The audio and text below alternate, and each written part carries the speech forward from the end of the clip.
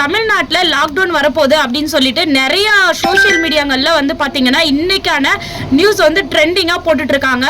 ஆனால் இதை நினச்சி யாருமே வந்து பேனிக் ஆகாதீங்க. ஏன் அப்படி சொல்கிறேன் அப்படின்னா, இன்னைக்கு வந்து மத்திய அரசுலேருந்து என்ன சொல்லியிருக்காங்க அப்படின்னா, லாக்டவுன் வந்து போட மாட்டோம், கம்பல்சரி அது வந்து மோஸ்ட்லி வராது அப்படின்னு சொல்லிட்டு தான் சொல்லிட்டு இருக்காங்க. ஏன்னா எப்பயும் போல பள்ளி அலுவலகம் எல்லாம் நடைபெற்று இருக்கும் அப்படின்னு சொல்றாங்க. அதே மாதிரி போர் வந்து நடக்கிறனால எல்லாருமே வந்து ஒரு பேனிக்கா இருக்கிறாங்க. அந்த ஒரு பயத்துல தான் லாக்டவுன் வரும் அப்படின்னு சொல்லிட்டு நினைக்கிறாங்க.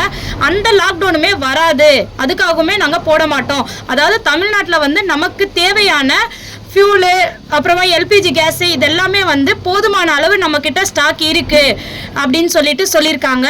அதனால் எந்த ஒரு விஷயமா இருந்தாலும் நீங்கள் சோஷியல் மீடியாவில் போடுறீங்க அப்படின்னா கொஞ்சம் யோசிச்சு பாருங்கள். ஒரு தவறான இன்ஃபர்மேஷனை சீக்கிரமே வந்து நிறைய பேருக்கு பப்ளிக் பண்ணாதீங்க. இதனால் வந்து நிறைய பேர் வந்து பேனிக் ஆகுறாங்க. அந்த பேனிக் ஆகுறது மட்டும் இல்லாமல் நிறைய பேர் பேனிக் ஆகுறவங்களா இருக்கிறீங்க அப்படின்னா அந்த மீடியாவை பார்க்கும்போது நீங்கள் கொஞ்சம் திங்க் பண்ணி நீங்கள் பேசுங்க. கண்டிப்பாக யார் எந்த ஒரு பேனிக்கும் ஆக வேண்டாம்.